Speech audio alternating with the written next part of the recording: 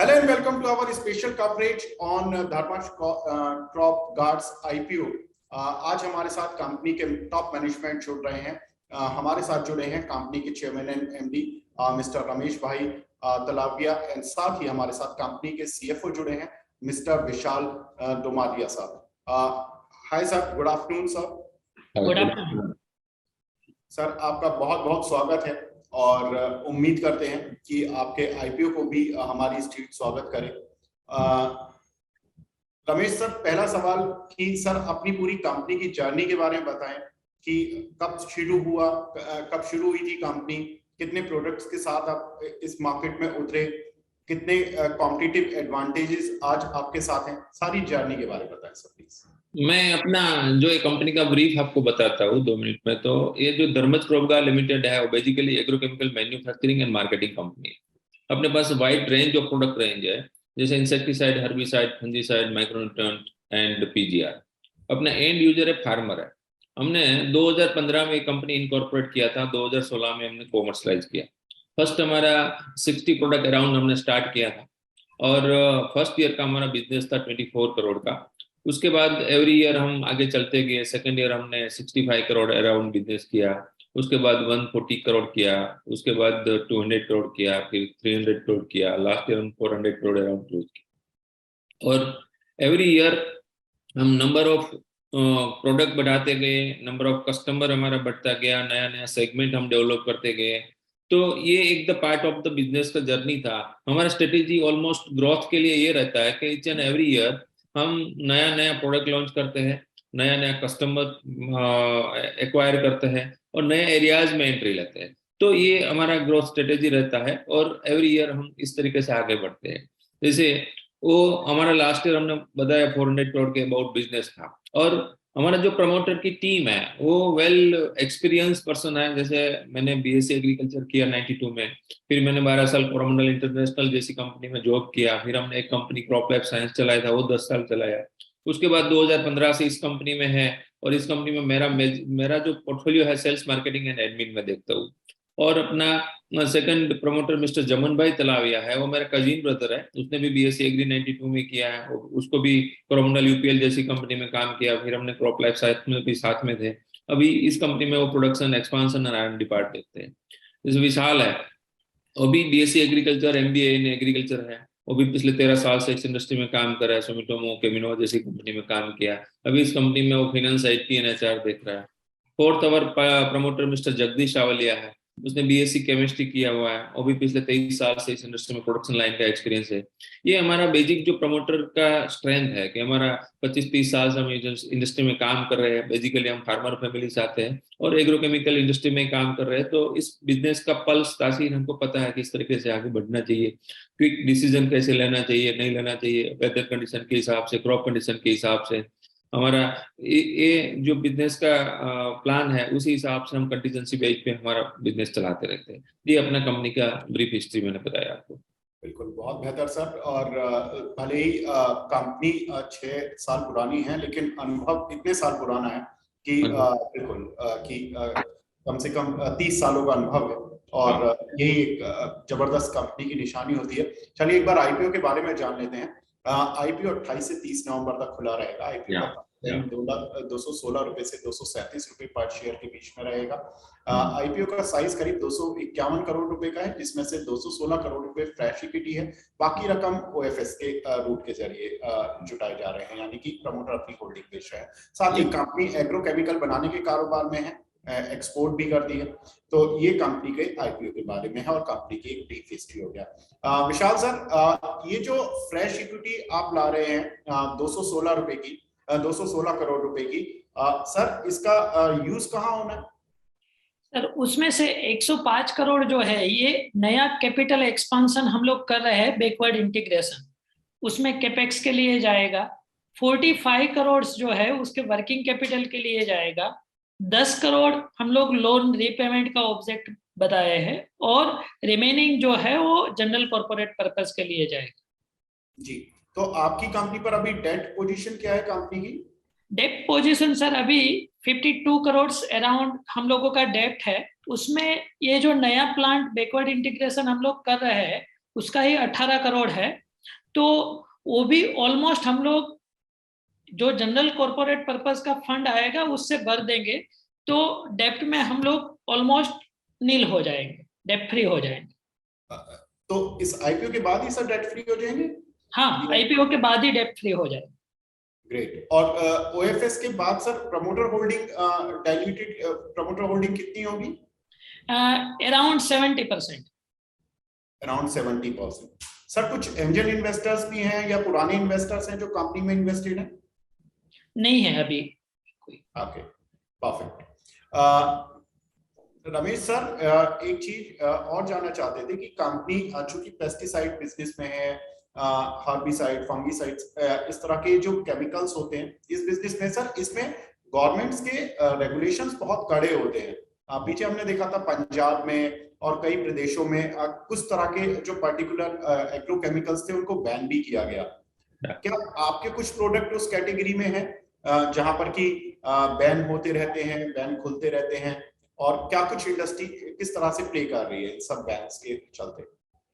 जैसे आपने बताया पेस्टिसाइड है, हेजार्डियस में आता है, तो उसमें गवर्नमेंट की पॉलिसी के हिसाब से कई प्रोडक्ट जो ऐसा है बहुत पुराना हो गया है जिसका आजकल कोई यूज नहीं होता है, तो उस तरीके की प्रोडक्ट गवर्नमेंट बैन कर देती है।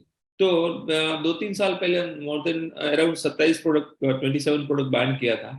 तो ये जो अपना एग्रो केमिकल पेस्टिसाइड का केमिस्ट्री ऐसा होता है साहब। जैसे एक एग्जांपल मैं आपको बताऊं, जैसे कॉटन क्रॉप है, उसमें एक पेस्ट लगता है, सपोज व्हाइट फ्लाई है, तो व्हाइट फ्लाई को कंट्रोल करने के लिए एक ही प्रोडक्ट नहीं होता, उसके लिए 4-5-6 प्रोडक्ट होता है। अगर वो सेगमेंट का एक प्रोडक्ट बैन कर दिया तो दूसरा प्रोडक्ट का वॉल्यूम बढ़ जाएगा। आज हम जो प्रोडक्ट पोर्टफोलियो हमारे पास है, मोर देन 100 प्रोडक्ट है, तो एक ही सेगमेंट का 2-2, 3-3 प्रोडक्ट रहता है, तो एक प्रोडक्ट का भी गवर्नमेंट ने कभी अगर बैन किया तो हमारे पास दूसरा प्रोडक्ट रेडी रहता है, उसका ऑप्शन रहता है। बिना ऑप्शन का गवर्नमेंट कोई डिसीजन नहीं लेती है कि भाई इसका अल्टरनेटिव नहीं है और प्रोडक्ट बंद कर दिया, तो फार्मर लेवल पे उसका काफी प्रॉब्लम आ जाता है। तो जो अपने पास जो केमिस्ट्री है उसमें जो पुराना केमिस्ट्री है, कभी रेजिस्टेंस बढ़ गया है, तो उस तरीके की प्रोडक्ट गवर्नमेंट बैन में रखती है, तो उसकी जगह पे ऑलरेडी नया अल्टरनेट उसके पास अपने पास रहता ही है, वो प्रोडक्ट का वॉल्यूम बढ़ जाता है। बिल्कुल। तो सर इसमें आप अगर अपने पीयर से कंपैरिजन करें तो आपके क्या प्रोडक्ट्स में कॉम्पिटिटिव एडवांटेजेस हैं? पीयर से आप देखो तो जैसे मैं आपको इस इंडस्ट्री का पूरा तास बताऊं, तो ये एग्रोकेमिकल इंडस्ट्री अपने इंडिया का जो कंजप्शन है 30 से 32 हजार करोड़ का एग्रीकल्चर एग्रोकेमिकल का इंडस्ट्री है। उसमें मेजर 5 कंपनी आप ले लो मल्टीनेशनल काम करिए, और 25 से 30 इंडिजिनियस जो नेशनल लेवल पे काम करने वाली कंपनियां हैं। और हमने जो इसमें मॉडल हम बनाया है और बनाने की ओर जा रहे हैं, मतलब उसी में काम कर रहे हैं, तो हमारा यूनिक मॉडल है। हमें ऐसा नहीं है कि खाली एग्रीकल्चर पे डिपेंड रहना पड़े। हम जो मॉडल बना रहे हैं, मेरे पास जैसे 2 इंटरमीडिएट है और एक टेक्निकल हम प्लांट जो बैकवर्ड इंटीग्रेशन में जा रहे थे, तो वो इंटरमीडिएट ऐसा है कि उसको हम एक्सपोर्ट भी कर पाते हैं, एक्सपोर्ट भी करेंगे, डोमेस्टिक में कॉर्पोरेट लेवल का भी टाई अप करेंगे, और अपना जो ये इंटरमीडिएट अपना टेक्निकल बनाने में यूज होगा, तो टेक्निकल भी हम एक्सपोर्ट करेंगे उसका, और डोमेस्टिक में भी कॉर्पोरेट कंपनियों में भी सेल करेंगे, हमारे पास B2B पोर्टफोलियो जो स्ट्रॉन्ग है उसमें भी सेल करेंगे, और फॉर्मुलेशन करके हम B2C में भी जाएंगे, B2B में भी जाएंगे। तो हर एक तरीके से हमारे पास डोर खुले हैं, ये पॉइंट, तो ये यूनिक मॉडल बन गया। ऐसा मॉडल हमारे ध्यान में अभी तक नहीं आया इंडिया में कि भी ये हमारा जो मॉडल है उसी हिसाब से कोई कंपनी काम करती है, क्योंकि हम B2C में भी स्ट्रांग होते जा रहे हैं, B2B में भी स्ट्रांग है, एक्सपोर्ट जैसे यूनिट आएगा तो एक्सपोर्ट में भी हम स्ट्रांग हो जाएंगे। तो उस तरीके का सब पोर्टफोलियो लेके हम चल रहे हैं। जी विशाल सर, मैं आपसे जानना चाहता हूँ कि ये जो एक्सपोर्ट मार्केट के रेवेन्यूज हैं और डोमेस्टिक मार्केट के रेवेन्यूज हैं, इनका थोड़ा ब्रेकअप बताएं, और कितना % आपका रेवेन्यू डोमेस्टिक से आता है, कितना एक्सपोर्ट से आता है? हम लोगों का जो 10% है वो B2B एक्सपोर्ट से आता है, 60% रेवेन्यू जो है वो B2B बिजनेस से आता है, और 30% रेवेन्यू जो है वो B2C बिजनेस से आ रहा है। सर इसमें एक्सपोर्ट कितना हुआ? इसमें एक्सपोर्ट और डोमेस्टिक 10% एक्सपोर्ट हुआ, ओके, और 90% हमारा डोमेस्टिक मार्केट में है। जैसे लास्ट ईयर हमारा 400 करोड़ का बिजनेस था, उसमें से हमारा 40 crore business, 40-45 crore around export था। ओके, तो सर इसमें ऐसा है एक्सपोर्ट, क्योंकि हमारे पास अभी खाली फॉर्मुलेशन का बिजनेस है, फॉर्मुलेशन हमें एक्सपोर्ट करने में काफी कंपटीशन रहता है, तो जैसे हमारा टेक्निकल आएगा तो हम एक्सपोर्ट में भी काफी स्ट्रांग बन जाएंगे, इसलिए हम बैकवर्ड इंटीग्रेशन का प्लान लेके चल रहे हैं। जी सर आपने बताया था कि जो आप जो ये कैपिटल रेज कर रहे हैं आईपीओ के थ्रू, ये प्लांट पर आप पैसा मेजॉरिटी ऑफ द अमाउंट आप अपने कैपेसिटी एक्सपेंशन पर खर्च करने वाले हैं। सर ये कैपेसिटी एक्सपेंशन के बाद आपका इंक्रीमेंटल रेवेन्यू आप कितना एक्सपेक्ट कर रहे हैं, और ये कैपेसिटी कब तक कंप्लीट हो जाएगी आपकी?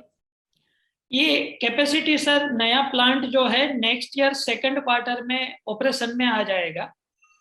ओके, स्टेप बाय स्टेप ये फॉरवर्ड लुकिंग स्टेटमेंट हो जाएगा, तो अभी मैं यूटिलाइजेशन नहीं बता पाऊंगा। हाँ, लेकिन सर उसका जो कैपेसिटी है, टोटल कैपेसिटी 600 करोड़ का इंक्रीमेंटल रेवेन्यू हम लोगों को दे पाएगा। टेक्निकली 600 करोड़ रुपए का आपको इंक्रीमेंटल रेवेन्यू दे पाएगा। बिल्कुल। रमेश सर, ये जो कैपेसिटी एक्सपेंशन आप कर रहे हैं, इसमें कितना आप ऑलरेडी इन्फ्यूज कर चुके हैं? आईपीओ के बाद आपका 250 करोड़ रुपए में से आप कह रहे हैं कि करीब 216 करोड़ रुपए या 200 करोड़ रुपए के आसपास आई बिलीव आप शायद कैपेसिटी एक्सपेंशन में खर्च करने वाले हैं। तो बाकी कितना जो बचेगा अमाउंट? अराउंड 50 करोड़ रुपए हम लोग अभी इन्फ्यूज कर चुके हैं। ओके, ठीक है। बाकी का जो जाएगा वो ये आईपीओ से आएगा, उसमें वर्किंग कैपिटल और कैपिटल एक्सपेंशन हमारा 175 करोड़ का कैपिटल है वहां। Okay, perfect. रमेश सर, एक चीज मैं आपसे जानना चाहता हूं कि जो ये पूरा प्रोडक्ट पोर्टफोलियो है आपका, अगर मैं इसमें बहुत सारी पीयर कंपनी देखता हूं, तो आपके प्रोडक्ट में डिफरेंशिएशन है कुछ उन पीयर्स कंपनीज के मुकाबले, या आप भी पार्टिकुलरली उन्हीं वेरिएंट्स में काम कर रहे हैं? उन्हीं, मतलब जो अपना पीएस कंपनी का है, मैंने बताया ना आगे भी, हर एक का मॉडल और प्रिंसिपल अलग अलग होता है। आज जो हम मॉडल बनाने जा रहे हैं वैसा हमें मॉडल दूसरा पीएस में नहीं दिख रहा है, लेकिन कहीं एक दो प्रोडक्ट ऐसा होता है कि ये कंपनी, जैसे भारत रसायन लिमिटेड है, यूपीएल है, और आप देखो टेग्रोज है, हेमानी है, उस तरीके की कंपनी हमारा जो ये पीएस में मानी जाती है। पर इसमें देखो तो जैसे हेमानी है तो वो 3 प्रोडक्ट में स्ट्रॉन्ग है, टेग्रोज है तो वो दूसरी 2 प्रोडक्ट में स्ट्रॉन्ग है, भारत रसायन है तो वो 3 प्रोडक्ट में स्ट्रॉन्ग है। पर हमने ऐसा मॉडल बनाया है कि हम एक जो प्लांट डाल रहे हैं वो यूनिक प्लांट है, इंटरमीडिएट भी है, उसमें 4 प्रोडक्ट टेक्निकल का हम एक साथ कैंपेन बेस पे बना सकते हैं। तो जो भी डिमांड एंड सप्लाई है उसमें फ्लेक्सिबिलिटी रखा है किसी भी तरह पे, क्योंकि अपना प्लांट जो ऑलवेज रहता है कंटीजेंसी पे रहता है। तो जैसे भी कोई बड़ा चैलेंज आए या बड़ा अपॉर्चुनिटी हमें मिले तो उसको हम कैप्चर कर पाते हैं, तो कैप्चर करेंगे, उस तरीके का हमने मॉडल बनाया हुआ। जी सर, जो हम लोग है, हम लोगों का डिमांड जनरेशन जो एक्टिविटी है वो काफी एग्रेसिव वे में होता है। फील्ड लेवल का डिमांड जनरेशन एक्टिविटी हम लोग कर रहे हैं। ओके, रमेश सर, एक चीज और पूछना चाहता हूँ कि जो अभी आपके एग्जिस्टिंग प्लांट हैं उनमें कितना आप कैपेसिटी यूटिलाइज कर पा रहे हैं? अपना एग्जिस्टिंग प्लांट में अभी 25,500 टन की कैपेसिटी है पर एनएम की, जो हमने लास्ट ईयर उसको एस्टेब्लिश किया है। मतलब तो लास्ट ईयर हमने 37% का उसका कैपेसिटी यूटिलाइजेशन किया। अभी वो जैसे नया प्लांट आएगा उसी हिसाब से जो जरूरत है उसी हिसाब से बढ़ता जाएगा। आने वाले जो समय है इसको फ्यूचर को ध्यान में रखते हुए हमने एक कैपेसिटी इंस्टॉल की। तो सर, ये जो हम अभी तक के फाइनेंशियल्स देख रहे हैं, ये एक तरह से हम ये कह सकते हैं कि अभी कंपनी ने अपनी केवल 30 से 35% क्षमता का ही यूज किया। अभी तो 100% तो आपकी एग्जिस्टिंग कैपेसिटी से आना है, एंड देन फिर आपकी 100% यहाँ से आएगा, एंड देन फिर आप उस समय पर आपकी दूसरी कैपेसिटी ऐड ऑन हो जाएगी। वो दोनों टेक्निकल प्लांट, दोनों प्लांट अलग अलग है। यहाँ जो हमारा एग्जिस्टिंग प्लांट है ओनली फॉर्मुलेशन का काम करता है, और जो नया प्लांट आ रहा है वो टेक्निकल बनाने का प्लांट आ रहा है। जो वहाँ टेक्निकल बनेगा वही टेक्निकल यहाँ फॉर्मुलेशन पे आएगा, इसीलिए अकॉर्डिंगली हमने ध्यान में रखते हुए यहाँ कैपेसिटी ज्यादा इंस्टॉल किया है फ्यूचर को देखते हुए। बिल्कुल, तो बहुत बेहतर सर। तो फ्यूचरिस्टिक प्लान है कंपनी के, और हम उम्मीद करते हैं कि कंपनी जिस तरह से पिछले 6 सालों में कंपनी ने एक जबरदस्त अपनी शुरुआत की, और with that experience of 30 years, तो कंपनी के शेयर को उतना ही अच्छा रिस्पॉन्स मिले स्टॉक मार्केट में। All the best and congratulation sir for your IPO, and all the best कि आपके स्टॉक मार्केट में आपके आईपीओ को। Thank you so much.